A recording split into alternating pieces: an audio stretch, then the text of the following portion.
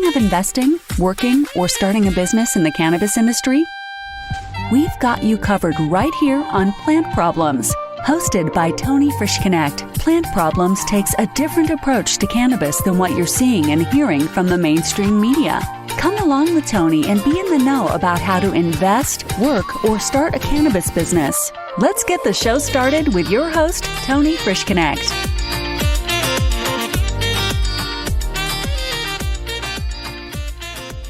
Hi, everybody. This is Tony with Plant Problems. I'm happy to be here with you guys today.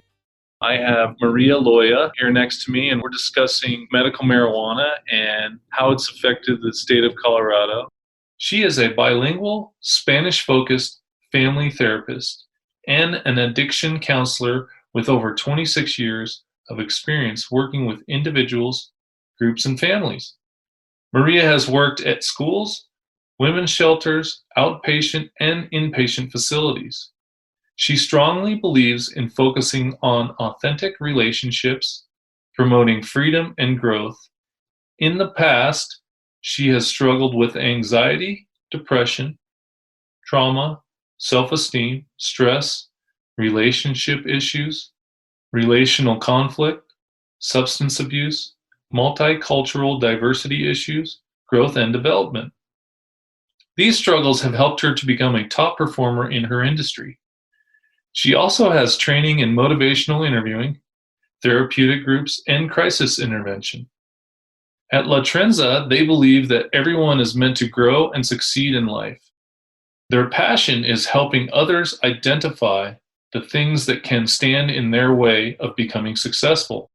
Please help me welcome Maria. Thank you. I'm happy to be here with you.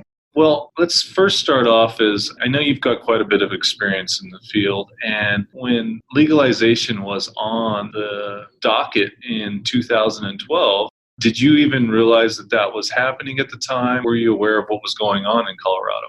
Yes, I was aware. And at that moment, I thought it was going to be a big mess because now we were going to have more people driving under the influence of marijuana. Well, yeah, and it's interesting to see what's happened in our state and the way things have kind of changed. We'll say some things haven't really changed much, some for the better, and I know there is some negative behind it. But, I kind of wanted to see what does Maria think from her patients and stuff that she's seen over the last several years of legalization in the state of Colorado. Oh, we're definitely seeing a lot more clients in our agency who are getting arrested for driving under the influence of marijuana. So before we used to work with a lot more who were under the influence of alcohol. Now we're seeing a lot more under the influence of marijuana, and they're getting DWAIs, driving while ability impaired. So it definitely has grown in that area. Well, okay, so you're actually seeing less drinking under the influence, or is it still about the same? Are you seeing more or less of that? We're still seeing the same, but we have an increase of people who are driving under the influence of marijuana. Okay, so I guess what that kind of tells me is that they're enforcing it. The laws are being enforced right now. Yes, although there's still a lot of people who are driving under the influence of marijuana, because they still haven't found ways to correctly make sure they're under the influence or not of marijuana. So, do you mean by like testing? Is that yes, what you're saying? Testing-wise. Basically, what they're going off of is if you get stopped by police and your vehicle smells like marijuana, or if you're smoking it, because as you have probably seen, there's a lot of people who are smoking and driving. Yeah, I haven't seen some in the past, but I have seen people walking down the streets, smoking a joint and stuff like that. So that's definitely becoming a little more common. Do you find that there's an issue because I know the state's been working on some stuff, but there's really no safe or regulated place to consume at this point? I've seen a lot of talk about it, and there's some licensing stuff happening where they're trying to go, but really there's nowhere where we can smoke legally. Is that correct? Well, if people are going to do what they're going to do, they're going to just like drinking. So before you see people drinking at the parks, parties, now you see people smoking parks, parties, and everywhere they can. You can go to a 7-Eleven or any convenience store and you'll smell people who smell heavily like marijuana. Yeah, no, you're right. It's becoming a bit more common. Do you see that on the day-to-day that your safety has changed at all with marijuana being legal? Well, I mean, if they're smoking and driving at the same time, well, yeah, that can be very dangerous because sometimes you see somebody smoking their bongs or their pipes, and this definitely has to be, that puts the rest of us in danger. They're driving too slow. Yeah, driving too slow. There's some consumption stuff that's happening right now, and I think this will free this up. But one thing that I noticed is when we passed recreational in 2012, the funny part about that was, well, all these people are coming to our state. They have nowhere. They're recreationally picking this up, and they're not aware of what's going on, and they really have nowhere safe place to consume. And so I've been watching this kind of unfold and happen, but it's not moving very fast if you want to drink, you go to a bar. And I know that can cause issues of consuming and driving, right? Yes. So as you see the future, do you see the future of us having like consumption areas, bars, or like kind of similar to hookah bars? And what might those look like? Yeah, definitely. Especially now that we're having more states that are legalizing marijuana. That's an industry that's going to get even bigger than what it already is. So I do see restaurants, bars that are going to focus on that. So I think it's going to grow, and we're going to have more people who are going to be under the influence. We currently do have a couple of places where people go out, but it's mainly edibles. Okay. Yeah. The testing part is very interesting. I've trying to create and think about some opportunities that are for the business owner and the entrepreneur. And some of those come along with the testing side, because right now, do you know what they're testing for or how they're doing their testing for DW, driving while under the influence of cannabis? You know what they're doing? Well, they're doing similar things. They're doing the sobriety and, of course, smell. We all know that marijuana. When you say sobriety, do you mean like the field testing where they... Yes, the field testing. And with marijuana, I mean, just as alcohol, you open your window and you can smell whether somebody's been drinking in that vehicle or not. And with marijuana, the same thing. So they do a field testing. Okay, let's say that they fail the field testing. If anybody's seen any cop on a Friday night pulling somebody over and watching them touch their nose, that's what I'm assuming the field testing is. And they're counting. I don't know how that really relates to marijuana, but they have to have something. And so what happens to the person after that, going through that process? Say they fail, then the cop decides that he wants to arrest them. Then what happens to him? So he gets arrested, and they'll either take him to detox or they'll take him to jail. And then they get a ticket for a DWAI or DUI, depending. So then they go to court, and then the court decides whether they get the DUI or DWAI.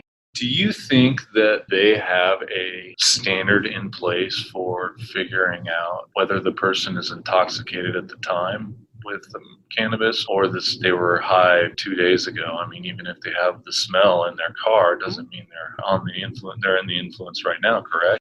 Well, you're not supposed to smoke in your car. Again, just like drinking, you're not supposed to drink in your car so that they can give you a ticket for open container, or so if you're going to smoke, you need to do it in your home. No, I agree. In a lot of grow houses, and I've also been around it quite a bit in the past, and you smell it whether or not you're smoking it or not. I mean, if it's in the car, it's in the car. So I wonder, do you think there's some opportunity for folks out there that are interested in creating a better way of testing? Most definitely. Wow, that person would be doing really good if they create something that can really test for it, just like they do with breathalyzers and trying to figure out what your alcohol levels are, your BAC levels. And what other testing do they use for other substances that that they could possibly translate to the cannabis industry? And is there anything else out there right now that you know of that could be similar use of testing, or they could potentially use same practices?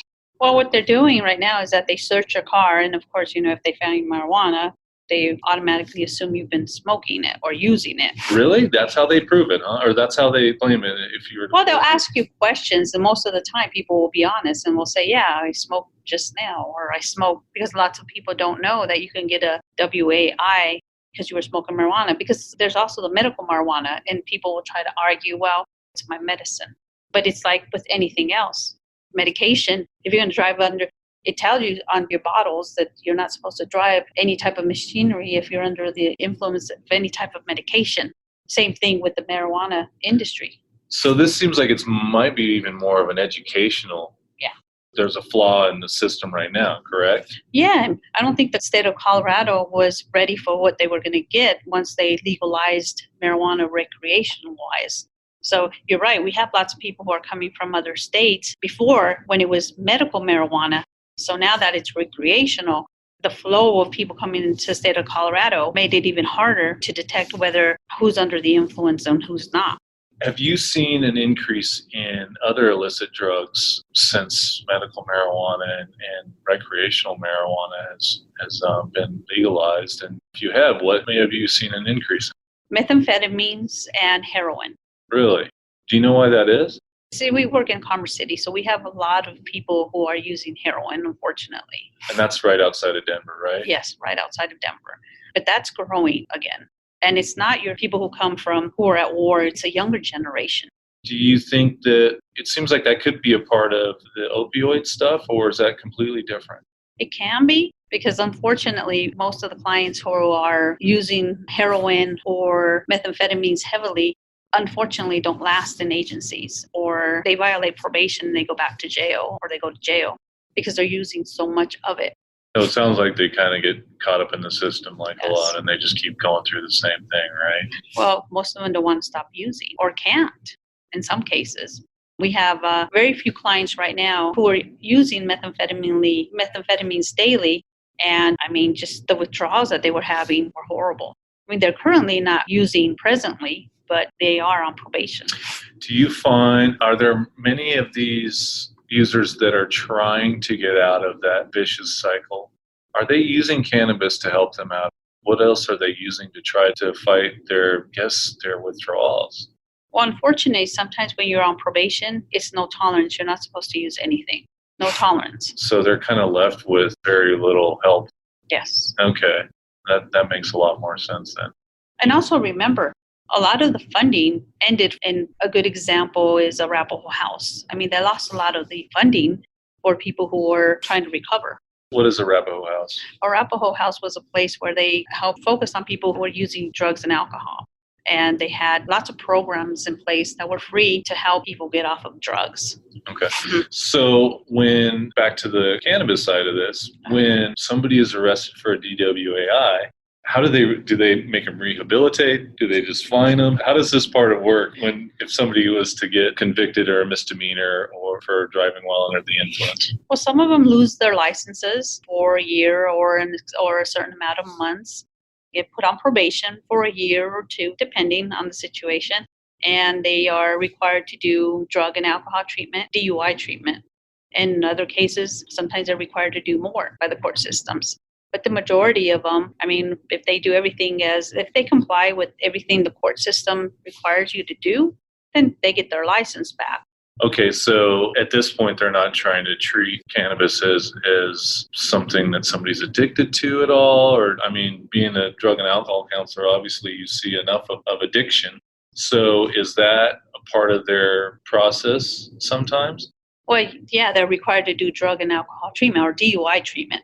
Okay. So if you get arrested, convicted, and put on probation, then you have to do DUI treatment. And there's two different entities. I mean, the Department of Motor Vehicle also, they're the ones who decide how long you lose your license for and what requirements it is that they have another set of requirements that you need to do before you can get your license back. So since cannabis has become legal, do you find that it's made your job harder, easier, or do you feel comfortable with the choice that Colorado has made to recreationalize cannabis? People are going to use regardless whether it's legal or not.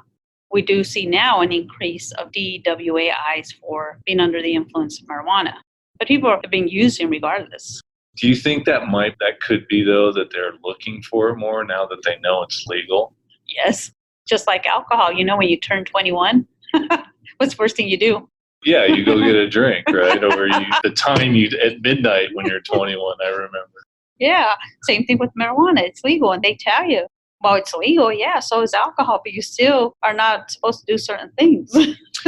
So it seems like that there's a lot of opportunity in the testing side because especially if you were to come up with a guideline for people when they could drive or after so many. And this is, of course, way above my pay grade. But for those scientists that are out there and people that know the PhDs, the smart guys, it seems like you could figure out some system like the breathalyzer. I'm not saying anything that you blow into, but I don't know, even if it was a prick of your finger and it tested your blood or something like that, it seems like there'd be a huge opportunity for that. Are you seeing fatalities from the people that are under the influence of cannabis? Do you hear anything about that? Not really. I mean, I think we're still going to hear a lot more when it comes to being under the influence of alcohol. I mean, because alcohol pretty much impairs. I mean, so does marijuana, but I mean, alcohol is always going to be the one on top. I mean, as far as marijuana, yeah, we've had clients who've gotten into car accidents. And I think that's more of them trying to focus on smoking and driving at the same time. Yeah, that's interesting. The experiment we have going on in Colorado, it's changed Denver for sure. And I definitely understand that we've got a lot more resources now in the system. And I wonder, are they helping companies out like you with any type of long-term training, or are they adding anything to the system of curriculum because of it? I don't know, because as you probably have heard, that people are asking what's going on with taxes involved. What are they doing with it? And I'm not sure because I don't work in that area, so I don't know what is going on. And I don't know if you might know what's going on with it. Well, I know you can actually search it out online. I had a friend ask me about it. I researched it, and they can show you where the dollars are going to. But I didn't know if at the end of the day you guys saw any of that benefit. There's a significant amount of dollars that are going towards education. You see the billboards around town and stuff like that. And of course now we've got this whole thing where psychedelics and stuff, they're looking at microdosing. And so that's another one that I'm sure you're going to probably see some more of. I appreciate you taking a few minutes with me here today and just kind of sharing your thoughts out there.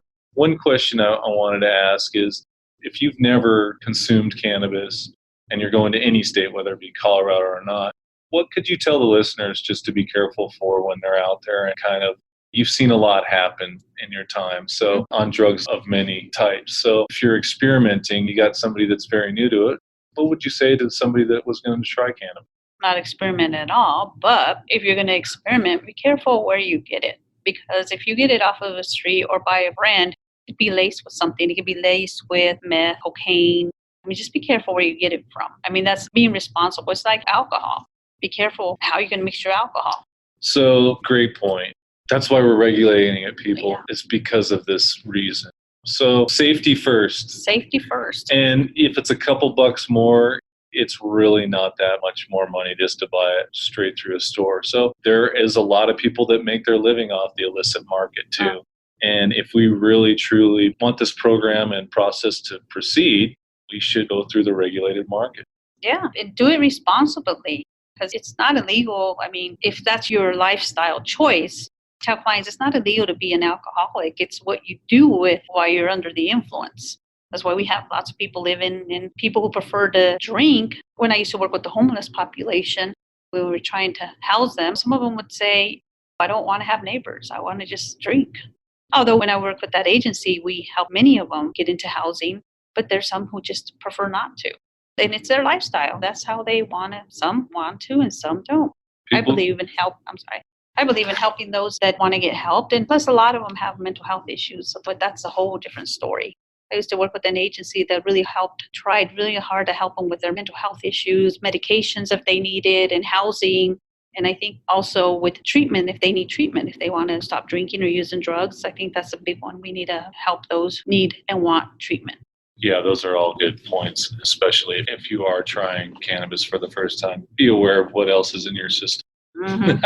Yeah. I know. I wonder sometimes I think everybody thinks that way. So I just want to share that with you guys. I mean, be aware of what you have in your system at the time, whether you're taking some prescription medication as well, because it can all react to itself. So Maria, I really appreciate you being here with me this morning, and thanks for talking with my listeners. Thank you. And I hope to see you sometime down the road, and we can have another discussion. Okay? Great. All right. Thanks. No problem. Thank you, Maria. You've just listened to another insightful episode of Plant Problems. If you like what you heard so far, don't forget to tell your friends and colleagues. For additional resources or to leave a review, head over to plantproblems.com. Join us again next week on Plant Problems with Tony Frisch Connect. We look forward to having conversations with you as we go along this journey.